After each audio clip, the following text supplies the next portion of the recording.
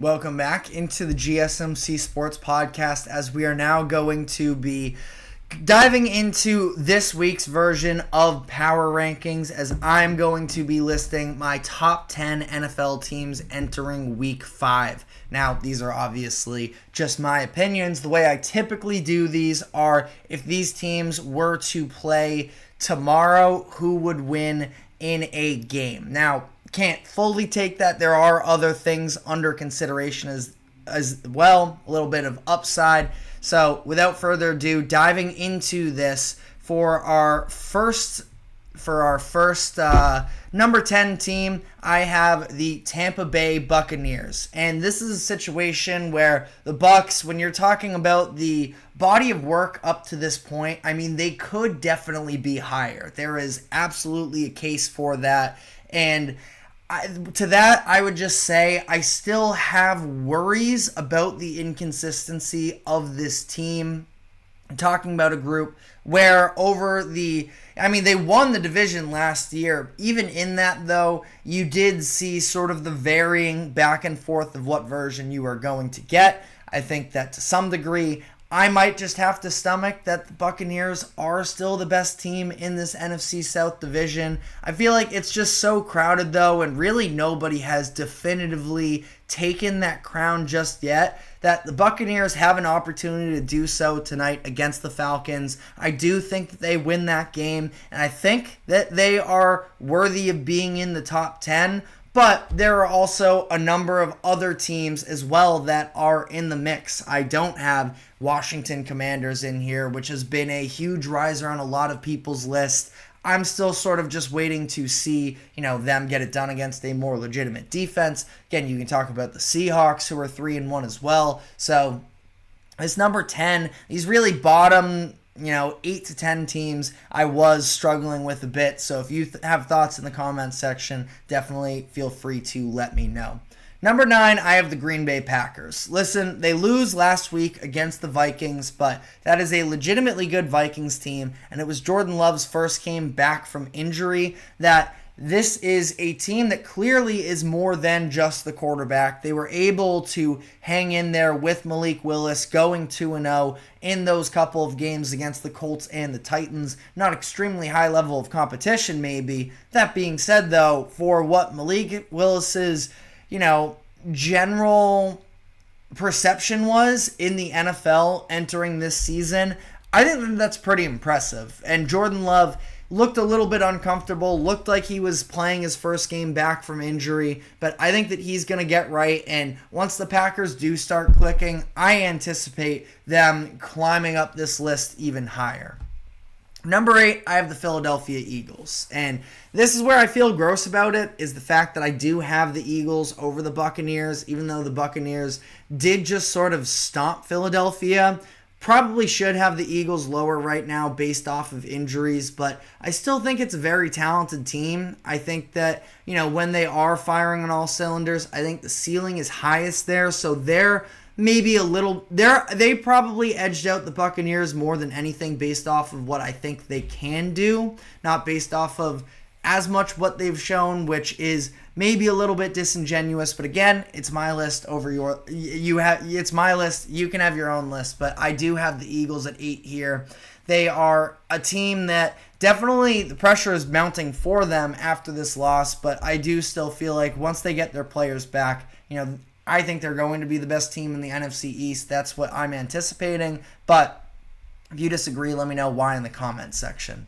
Number 7, I have the Houston Texans. The Texans are a very good team on paper and on the field as well. They do perform. Now, coming off back-to-back weeks where it's been a little bit underwhelming with them. Last week, getting blown out to the Vikings. This week, just barely eking out a game against the Jaguars. I mean, it is a divisional game, at least, if you want to defend them in that sense, which I guess I'm choosing to as well. I still believe in the process with this team. I think that they are a good roster.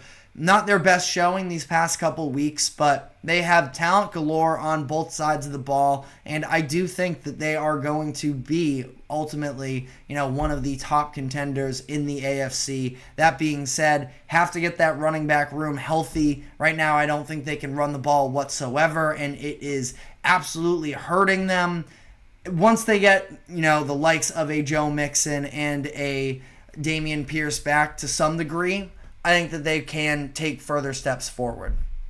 Number 6, I have the Buffalo Bills. Get knocked down a handful of spots, had them at number 2 coming into last week, and ultimately my fears with them of being shorthanded defensively and a little bit on the offensive side of the ball as well in terms of playmakers did come true in that game against the Ravens. And, I think it's specifically on the defensive side of the ball. Sean McDermott has shown that he is an excellent defensive coach.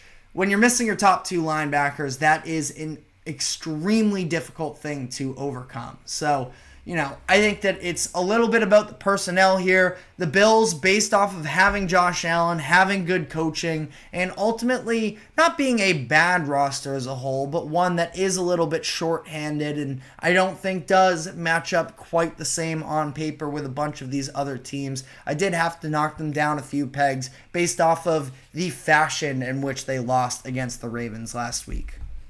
Number 5, I have the San Francisco 49ers. I still feel like this is a little bit lower.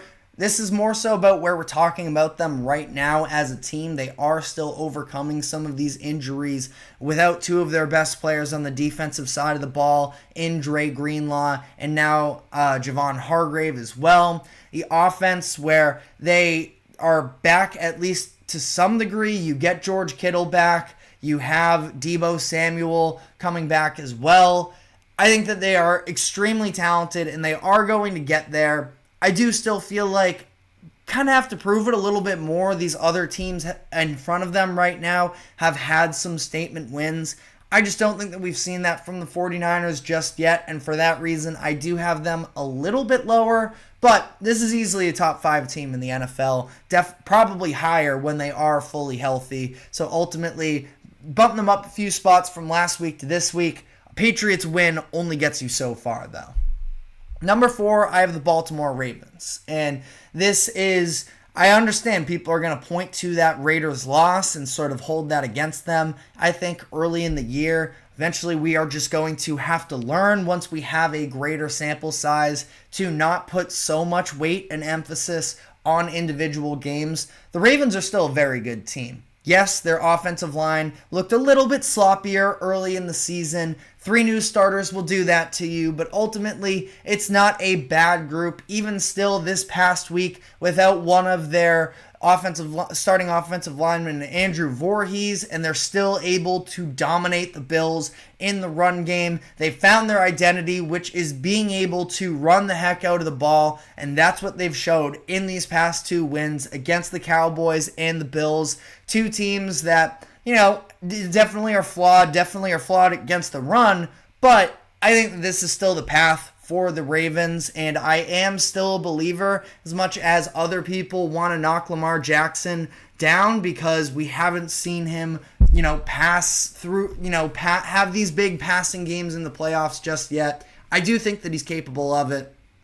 The defense is still very good, especially in the front 7. I think that they are pretty clearly a top 5 team in the NFL as well. Number 3 is the Minnesota Vikings. You just can't really ignore what they've been able to do so far this season. Second half of last week was maybe slightly concerning as Jordan Love did start to get his rhythm a little bit. The defense started locking in. Sam Darnold, some turnovers as well that sort of let the Packers at least back into this game. So I don't think you can fully just ignore the second half of that game.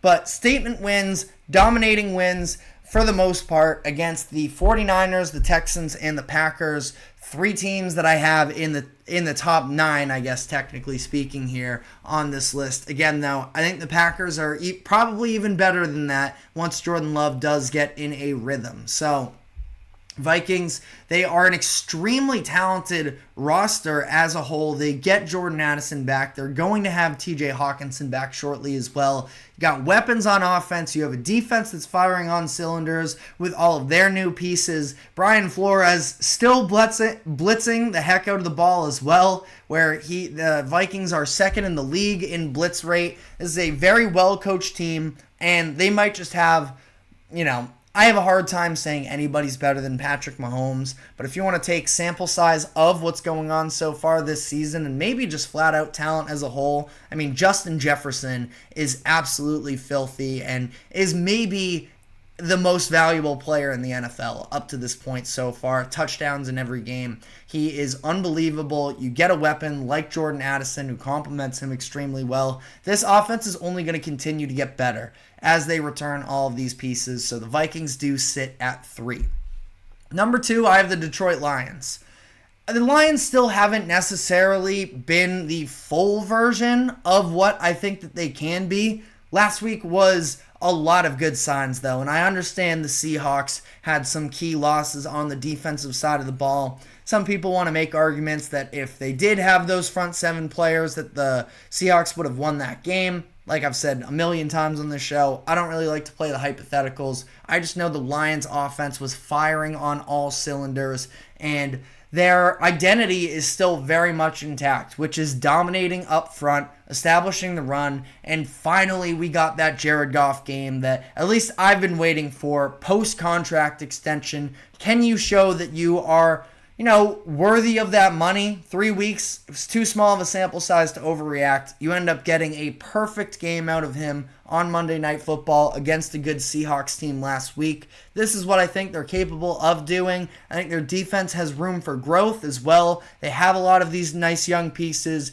Brian Branch, though, it's really the secondary that I'm looking at. Brian Branch missed last game because of an illness. You still have a developing Terrion Arnold who he's picked up too many penalties up to this point in the year, absolutely. But he is, I think, a great talent.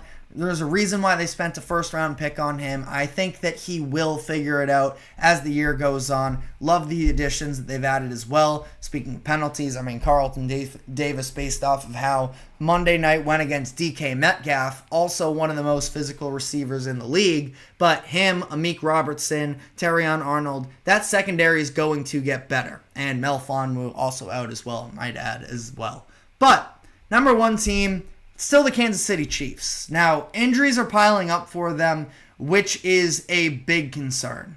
That being said, though, I cannot move off of them because, frankly, I don't think that there's any team in the NFL that looks like they're playing flawless football up to this point. The closest you could get, honestly, is the Minnesota Vikings, but the way that I like to look at this, especially at the top, if these two teams were to play in a Super Bowl tomorrow, who do I think would win?